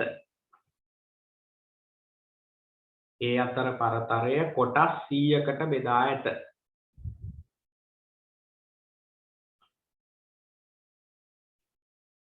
ඒ අතර පරතරය කොටස් 100කට බෙදා ඇත.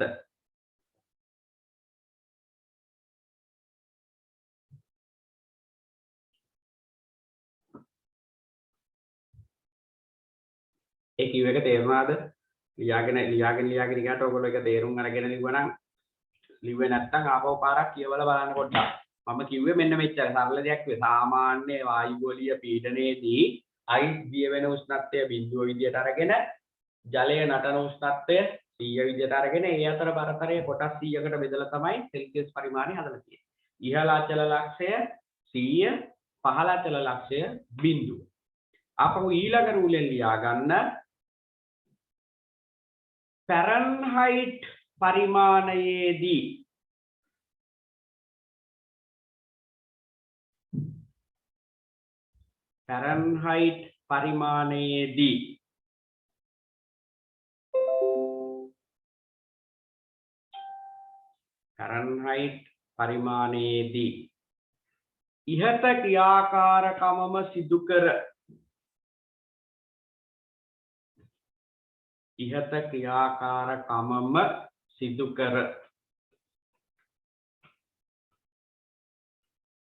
ඉහත ක්‍රියාකාරකමම සිදු කර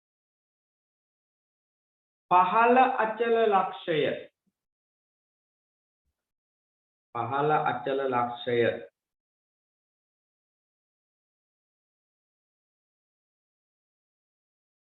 32යි ෆැරන්හයිට් ලෙසද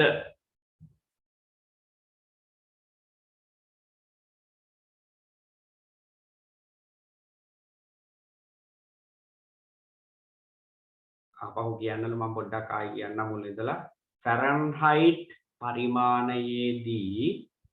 ෆැරන්හයිට් පරිමාණයේදී ඉහත ක්‍රියාකාරකමම සිදු කර ෆැරන්හයිට් පරිමාණයේදී ඒක වෙනම රූලකින් ලියන්න ඕන. ඉහත ක්‍රියාකාරකමම සිදු කර ෆැරන්හයිට් පරිමාණයේදී ඉහත ක්‍රියාකාරකමම සිදු කර පහළ අචල ලක්ෂය 32යි ෆැරන්හයිට් 32යි වෙන මේක 32යි F ලෙසද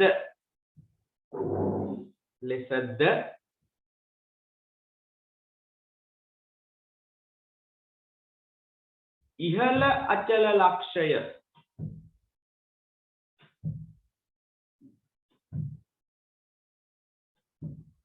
ඉහළ අචල ලක්ෂය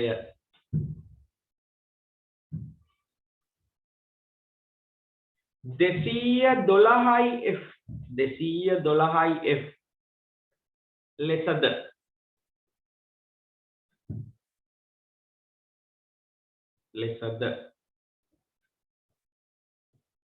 ලකුණු කර ඒ අතර පරතරය කොටස් 180කට බෙදා ඇත. ඒ අතර පරතරය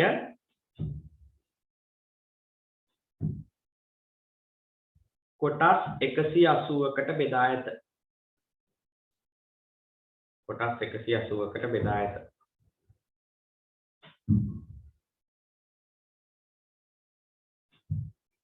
හරි. දැන් මම ඕගොල්ලෝගෙන් අහන ප්‍රශ්නයක්. අපිට උණ හැදුනම මනින්න සුදුසු ෆැරන්හයිට් පරිමාණයද සෙල්සියස් පරිමාණයද? අපිට උණ හැදුනොත් ශරීර උෂ්ණත්වය ඉහළ ගියොත් මනින්න සුදුසු ෆැරන්හයිට් පරිමාණයද සෙල්සියස් පරිමාණය?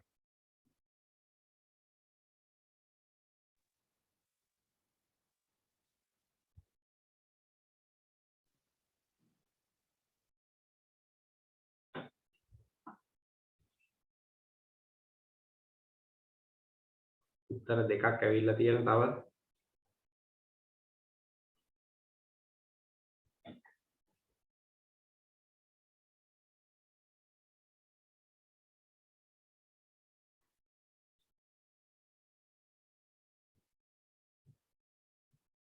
කොහොම එනේ විභාගෙට ආවනම් මම නිකන් ඇහුවේ ඒක මේ වෙනකොට උත්තර ඇවිල්ලා තියෙනවා 7ක් 8ක් දෙන්නයි හරි උත්තරේ දාලා තියෙන්නේ කොහොම එනේ විභාගෙට ආවනම්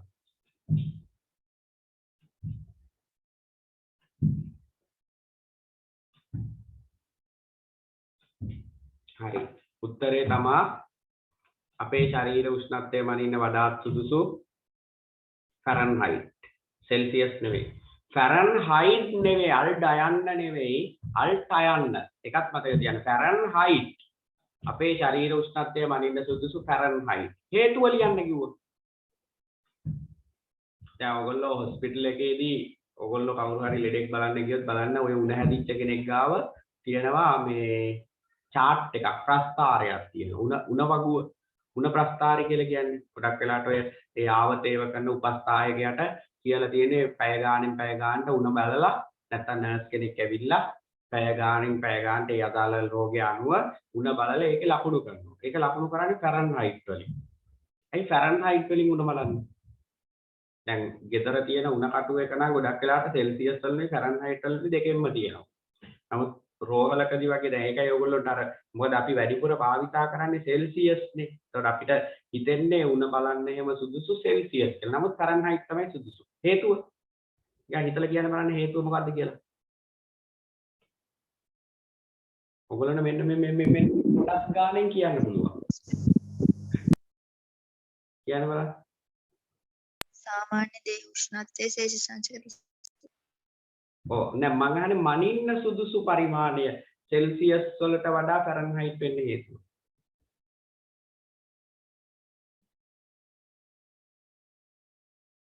මෙන්න මෙතන තියෙන හේතුව සෙල්සියස් වල එකක් වැඩි වෙනවා කියන්නේ ෆැරන්හයිට් වල කීයක් වැඩි වෙනවද? 1.8 1.8 එකක් වැඩි වෙන එකද මනින්න ලේසි 1.8ක් වැඩි වෙන එකද මනින්න ලේසි ඈ එකයි හිතන්න මේ පොඩ්ඩක් වැඩි වෙනකොටද මනින්න පුළුවන් ඊට වඩා ටිකක් උස ගියාමද මනින්න ලේසි ඊට වැඩි ටිකක් උස ගියාම 1.8 මනින්න ලේසි ඒක නිසා දශම ගණන් වලින් දැන් උණ බලද්දි උණ ගොඩක් වෙලාට ලකුණු ගන්න සෙල්සියස් අංශක 37 එකපාරට සෙල්සියස් අංශක 38 වෙන්නේ නැහැ නේ හරි ඒක නිසා 98.4 98.6 වගේ ගණන් නේ තියෙන අපේ ශරීරයේ උෂ්ණත්වය ඒක 98.7 වුණා 98.8 වුණා ඒක මනින්න ලේසි ඒක නිසා ශරීර උෂ්ණත්වය මැනීමේදී ගොඩක් වෙලාවට භාවිතා කරන්නේ ෆැරන්හයිට් මනින්න ලේසි නිසා වෙන මොකක් අන්න නිසා නෙවෙයි මනින්න ලේසි අගයන් දෙන්න ලේසි දශම ගණන් ඉදිරිපත් කරන්න ලේසි ඒක නිසා ෆැරන්හයිට් තමයි උණ බලද්දි භාවිතා කරන්නේ හරිනේ එකක් මතක තියාගන්න එක පොඩ්ඩක් පොන්න සටහනක් දාගන්න උෂ්ණත්වය ශරීර උෂ්ණත්වය මනින්නේදී වඩා සුදුසු ෆැරන්හයිට් හරි ඊට පස්සේ කෙල්වින් පරිමාණය ගැන ලියමු හරි ඊට පස්සේ ආපහු ඊළඟ රූලෙන් ලියා ගන්න සෙල්සියස් හා ෆැරන්හයිට් පරිමාණ सेल्सियस हा फ़ारेनहाइट परिमाण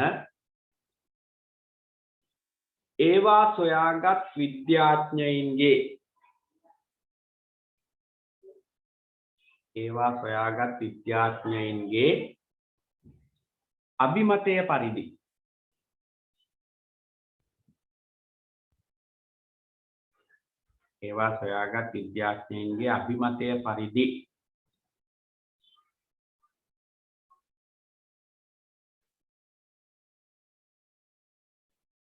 සාධන ලදේවා වේ.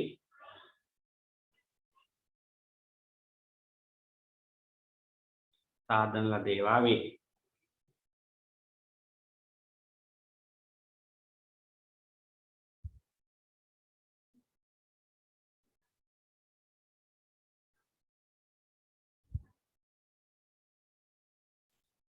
එබැවින්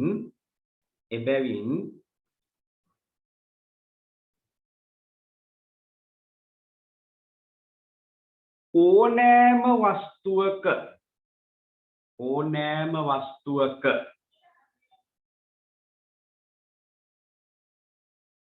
උෂ්ණත්වය මැනීමේදී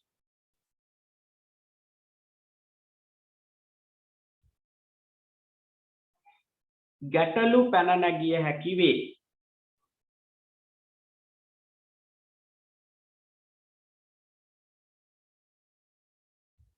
ගැටලු පැන නැගිය හැකි වේ.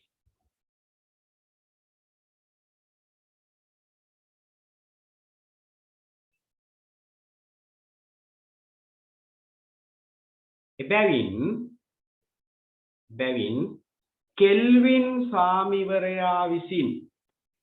කෙල්වින් ස්වාමිවරයා විසින් සම්මත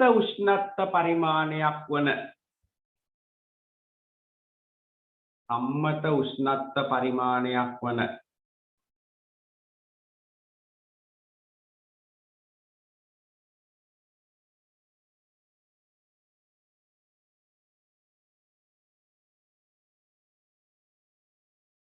කෙල්වින් පරිමාණය යෝජනා කරන ලදී. කෙල්වින් පරිමාණය යෝජනා කරන ලදී.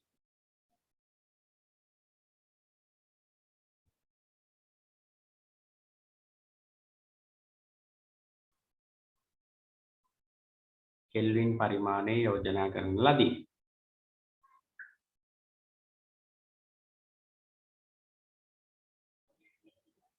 ආයෙ ලියා ගන්න. ඔහු පැවසුයේ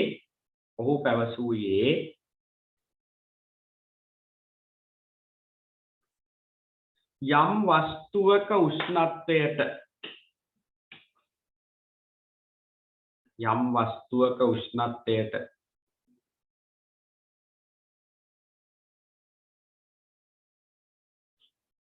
තිබිය හැකි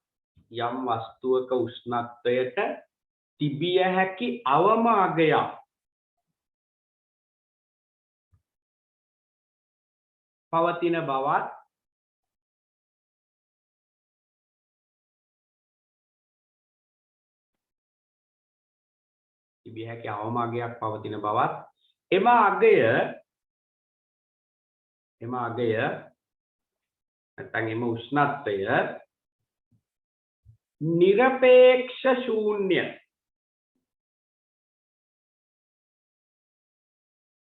මාගේ නිරපේක්ෂ ශූන්‍ය බවත්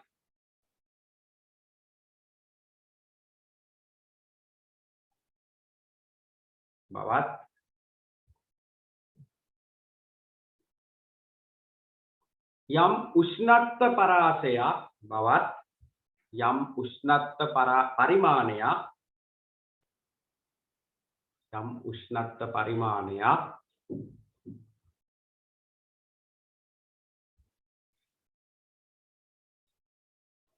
නිරපේක්ෂ ශූන්‍යයෙන් ආරම්භ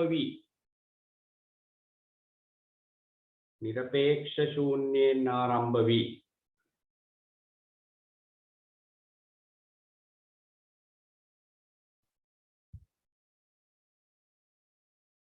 ක්‍රමයෙන් වැඩි විය යුතු බවත්ය.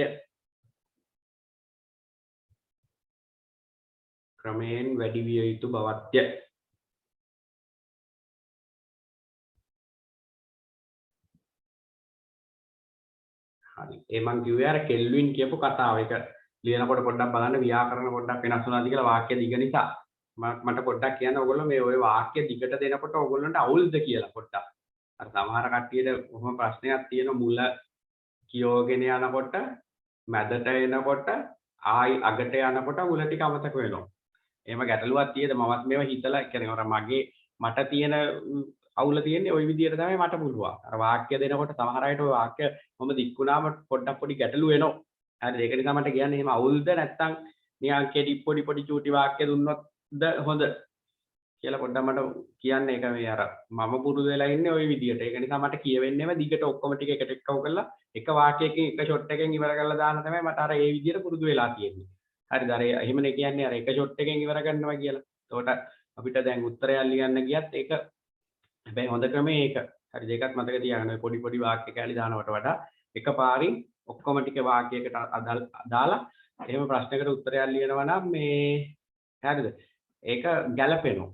ඒක අර එහෙම පුරුදු වෙන්න අර ඕන එතකොට අර ඕන දෙයකට උත්තරයක් ලියන්න ඕගොල්ලන්ට ඒ විදිය තමයි මේ යන්නේ. දැන් කෙල්වින් කිව්වේ මොකද්ද? යම් වස්තුවකට තියෙන්න පුළුවන් අඩුම උෂ්ණත්වයක් තියෙනවා. ඒකේ නම තමයි නිරපේක්ෂ ශූන්‍ය. ඒ නිරපේක්ෂ ශූන්‍යයේ ඉඳලා තමයි උෂ්ණත්ව පරිමාණය පටන් ගන්න. ඔන්න ඔය ටික තමයි ওই වාක්‍යෙන් මම කිව්වේ. ওই තුනම එකට එකම කරලා කිව්වේ. යම් වස්තුවකට තියෙන්න ඕන අවම උෂ්ණත්වයක් තියෙනවා. ඒකට කිව්ව මොකක් කියලාද? නිරපේක්ෂ ශූන්‍ය. ලෝකයේ දැන් අර ඉස්සෙල්ලා කිව්ව කතාවත් මතක තියාගන්න. නිරපේක්ෂ ශූන්‍යකෙදී වස්තුවක මධ්‍යන්‍ය චාලක ශක්තිය බිඳුවයි. නේද? මධ්‍යන්‍ය චාලක ශක්තිය ඒක මෙතන කියනවා. ඔන්න බලන්න. මම කිව්ව ටික දැන් ඔන්න ඔයගොල්ලන්ට ඔලුවට යනවා. දැන් පොත කිව්වත් ඒක තේරුම් ගන්න. මේ බලන්න. වස්තුවක උෂ්ණත්වය අනුව එම වස්තුව සෑදී ඇති අංශු වල මධ්‍යන්‍ය චාලක ශක්තිය පිළිබඳ මිනුමක් බැවි. අංශු වල චාලක ශක්තිය අඩු වන විට උෂ්ණත්වය අඩු වේ. යම් වස්තුවක ඇති සියලු අංශු වල චාලක ශක්තිය ශූන්‍ය වූ විට එම වස්තුවේ උෂ්ණත්වය නිරපේක්ෂ ශූන්‍ය බවට පත් වේ. යම් වස්තුව සෑදිලා තියෙන අංශු වල ඒ වස්තුව යම් වස්තුවක ඒක හැදිලා තියෙන අංශු වල සියලුම අංශු වල මධ්‍යන්‍ය චාලක ශක්තිය බිඳුවක් වුණාම අපි කියනවා ඒ උෂ්ණත්වයට නිරපේක්ෂ ශූන්‍ය කියලා. ඒ අගය තමයි කෙල්වින් වලින් නම් බිඳුව. ඒ අගය කෙල්වින් වලින් එයා නම් කර බිඳුව. ඒක සෙල්සියස් වලින් නම් -273.15. හරිද? ඒක සෙල්සියස් නම් මේ -273.15. හරිද? -273.15. දැන් මේ මම අර දීපු වාක්‍ය දැන් දෙතුන් දෙනෙක් කියන හොඳයි කියලා එක්කෙනෙක් කියනවා අවුල් කියලා. හරි මම අතරමැදි වෙන්න දෙන්නම්. එතකොට හරිනේ දෙගොල්ලොන්ටම හරියන්න. මේ හරි. ලියා ගන්න මෙහෙම. ඔතන යටින් ලියා ගන්න මෙහෙම. මෙහෙම ලියා ගන්න. යම් වස්තුවක දැන් මේ ඔය ක්‍රමයේ අවුල් වෙන්න තව හේතුවක් තියෙනවා සිග්නල් නැත්තම් හොඳේ. එහෙමත් ප්‍රශ්නයක් තියෙනවා. හරියට ඇහෙන්නේ නැත්තම් කැඩි එනවා නම් සිග්නල් නැත්තම් වැඩේ අවුල් වෙනවා. දැන් වාක්‍යයක් කියන්නත් මම ගොඩක් වෙලා ගන්න ඕනේ. ඒතකොට සමහර වෙලාවට විනාඩි දෙකක් විතර වාක්‍ය කියාගෙන යනකොට මේ මුල හරියේ කියපු ටික කට් වෙනවා නම් මැද හරියට එනකොට ඒතකොට කොහෙන් කරාද කියලා අපිට හිතා ගන්න බෑ. එහෙම ප්‍රශ්නකුත් එනවා. හරි කමක් නැහැ. අපි ලියමු මෙහෙම. ලියා ගන්න. යම් වස්තුවක්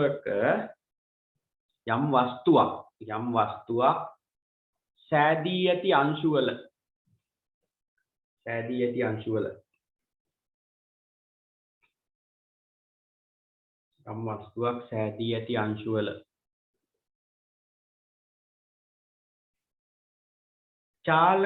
මධ්‍යන්‍ය චාලක ශක්තිය අංශු වල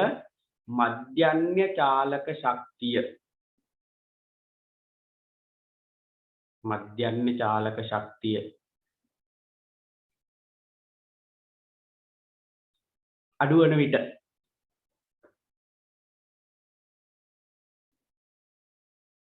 අඩුවන විට එම වස්තුවේ උෂ්ණත්වයද අඩුවේ. අඩුවන විට එම වස්තුවේ උෂ්ණත්වයද අඩුවේ.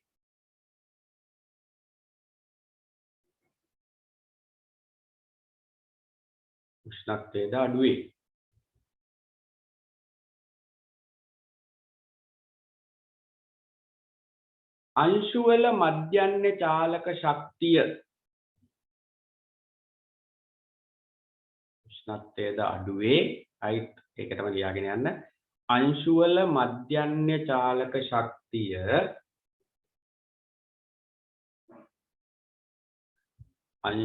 මධ්‍යන්‍ය චාලක ශක්තිය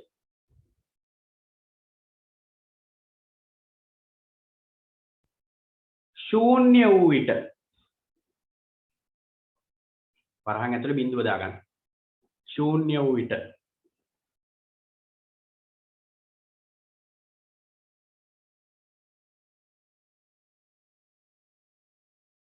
එම වස්තුවට තිබිය හැකි ශූන්‍ය වූ විට එම වස්තුවට තිබිය හැකි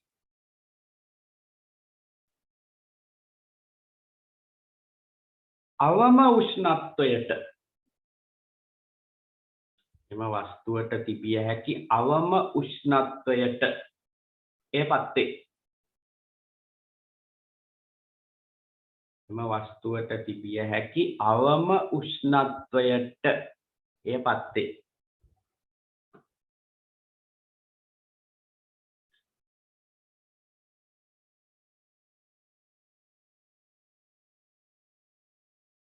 ඊළඟ රූලෙන් ලියා ගන්න. යම් වස්තුවකට තිබිය හැකි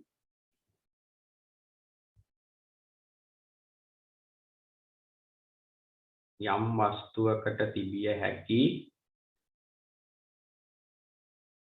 අවම උෂ්ණත්වය යම් වස්තුවකට තිබිය හැකි අවම උෂ්ණත්වය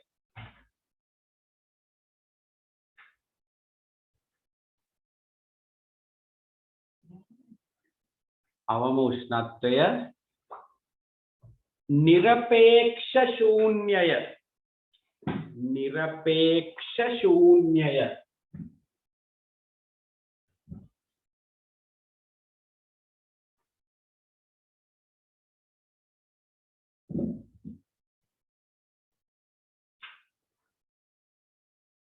නිරපේක්ෂ ශූන්‍යය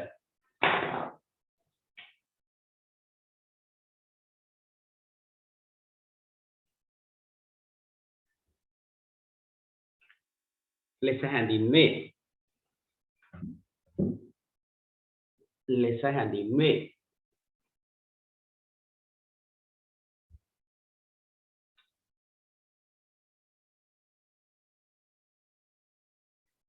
කෙල්වින් පරිමාණය ආරම්භ වන්නේ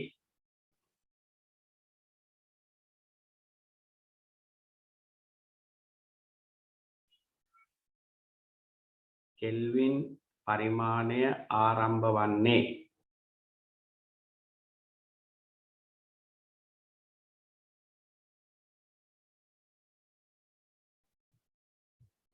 කෙල්වින් පරිමාණය ආරම්භ වන්නේ නිරපේක්ෂ ශූන්‍යයෙනි නිරපේක්ෂ ශූන්‍යයෙනි එතන යටි ලියා ගන්න නිරපේක්ෂ ශූන්‍ය සමානයි බිඳුවයි කියන්නේ නිරපේක්ෂ ශූන්‍ය සමානයි බිඳුවයි කෙල්වින්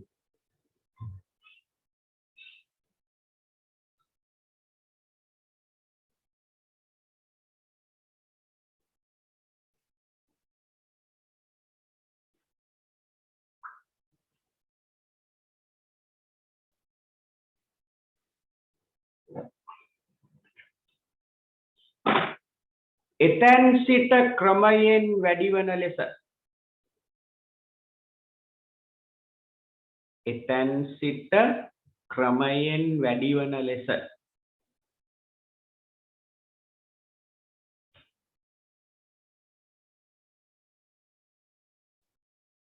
එතැන් සිට ක්‍රමයෙන් වැඩිවන ලෙස කෙල්වින් පරිමාණය සකස් කළ ඇත කෙල්වින් පරිමාණය සකස් කර ඇත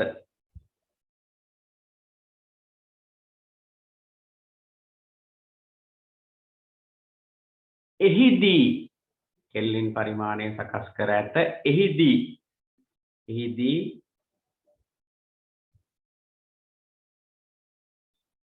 කෙල්වින් එකක උෂ්ණත්ව පරාසයක් කෙල්වින් එකක උෂ්ණත්ව පරාසයක් එහිදී කෙල්වින් එකක උෂ්ණත්ව පරාසයක්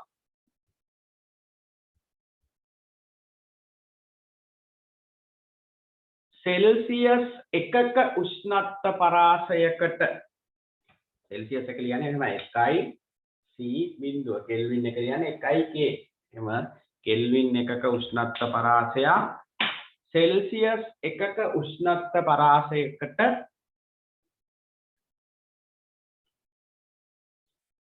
සමාන වන ලෙස තෝරාගෙන ඇත. සමාන වන ලෙස තෝරාගෙන ඇත.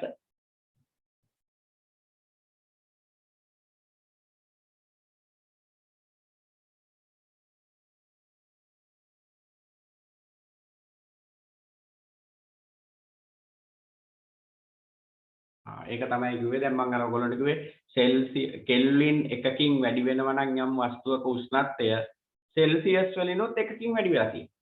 කෙල්වින් දෙකකින් වැඩි වෙනවා නම් යම් වස්තුවක උෂ්ණත්වය සෙල්සියස් වලිනුත් දෙකකින්. ඒ කියන්නේ මෙතන ඉඳලා මෙතෙන්ට කෙල්වින් එක නම් මෙතන ඉඳලා මෙතෙන්ට සෙල්සියස්ුත් එකයි. හරිද? 1යි 2යි 3යි 4යි 5යි. මෙතන ඉඳලා මෙතන ගියා නම් 5යිනේ පරාසය. එහෙනම් සෙල්සියස්ුත් 5යි. කෙල්වින් 5ක් වැඩි වෙනකොට සෙල්සියස් වැඩි වෙන්නේ 5යි. ඒ කියන්නේ සමාන වරන් තියෙනවා. මේ දෙකක් අතර පරතරය මේ දෙකක් අතර පරතරයට සෙල්සියස් පරිමාණයට සමානයි. ඒක තමයි කිව්වේ. කෙල්වින් එකක පරාසය සෙල්සියස් එකක පරාසයට සමාන වෙන විදිහට තමයි දාලා තියෙන්නේ. එහෙනම් නිරපේක්ෂ ශූන්‍ය කෙල්වින් වලින් බිඳුවයි සෙල්සියස් වලින් මතක තියාගන්න -273.15. ඔතන යටින් එකක් ලියා ගන්න. නිරපේක්ෂ ශූන්‍යය සමානයි -273.15 සෙල්සියස්. සෙල්සියස් වලින් ගත්තොත් -273.15. එතකොට අපි ওই ගණන් හදද්දී 0.15 අතාරින්න. 0.15 ගන්නේ නෑ. අර ඔයගොල්ලෝ ගුරුත්වජ ත්වරණය ගත්තේ. ගුරුත්වජ ත්වරණය 9.8යි. ඒ වුණාට අපි 10 කියලා වට යනවා. ඒ වගේ මෙතන සෙල්සියස් කෙල්වින් අතර සම්බන්ධය ගනිද්දි ගොඩක් වෙලාට ඒක 11 වසරේදී විතරයි. උසස් පෙළදී නෑ. සෙල්සියස් කෙල්වින් පරිමාණයක සම්බන්ධතාව ගනිද්දි 0.15 ඇතැරලා අපි කියන මෙහෙම. බිඳුවයි කෙල්වින් සමානයි -273යි සෙල්සියස්. බිඳුවයි සෙල්සියස් සමානයි 273යි කෙල්වින්. ඔය දෙකත් පොඩ්ඩක් ලියා ගන්න උතන යටි.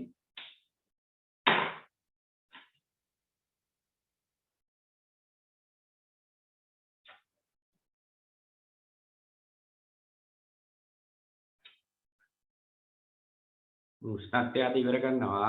ඊළඟ දවසේ අපිට තියෙන තාපය. එතකොට උෂ්ණත්වය කොටස ඉවරයි.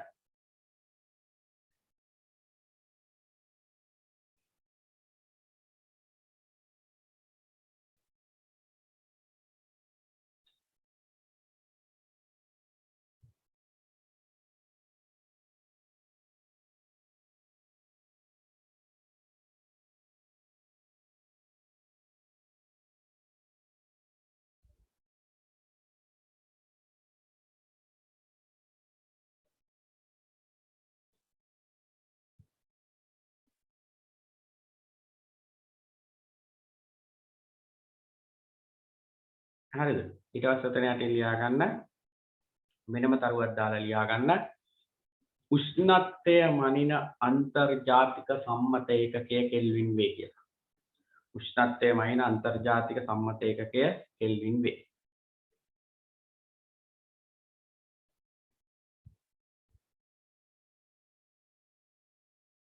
උෂ්ණත්වය මනින අන්තර්ජාතික සම්මත ඒකකය කෙල්වින් වේ.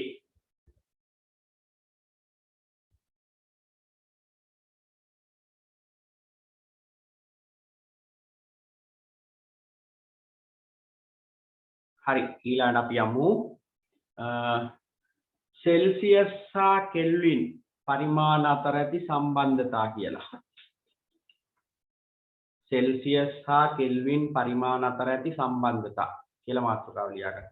සෙල්සියස් හා කෙල්වින් පරිමාණ අතර ඇති සම්බන්ධතා.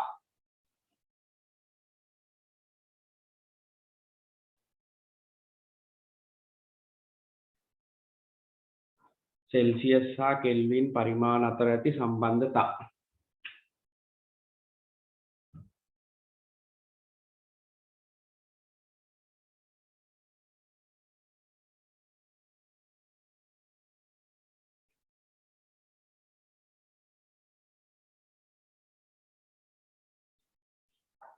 එන්න මේ අපි ලියන්න. सेल्सियस සමානයි k ධන 273.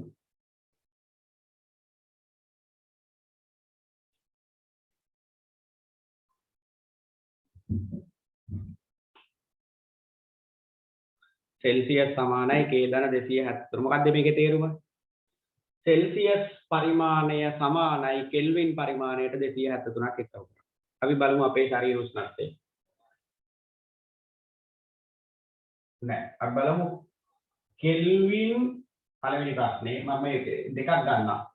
මේකේ අනිත් පැත්තත් අපි ලියාගමු මෙහෙම. කෙල්වින් සමානයි C ඍණ 273. එහෙම නෙන්නේ. අපේ ශරීර උෂ්ණත්වය නෑ වැරදුනානේ මට. මේක අනිත් පැත්තනේ ආපොඩ්ඩේ.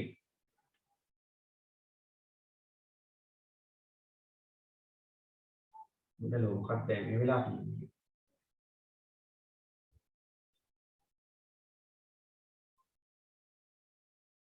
අන්නවා වෙන්නේ හරි. හරි. අපේ ශරීර උෂ්ණත්වය අපි බලමු සෙල්සියස් 37 කෙල්වින් වලින්. පළවෙනි එක. සෙල්සියස් අංශක 37 කෙල්වින් වලින්. කියන සමීකරණය. K සමානයි C ධන 273. සෙල්සියස් 37 ධන 273. උත්තරයක් එනවා. කෙල්වින් 310. අපි තව එකක් ගමු. කෙල්වින් 100 සෙල්සියස් වලින්.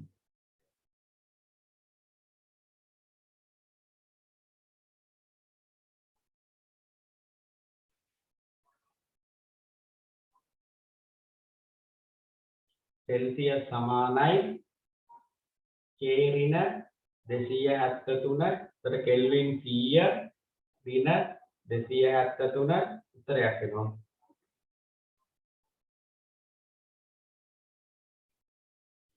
ඔය දෙක ඔය විදිහට උදාහරණ කියලා හදාගන්න.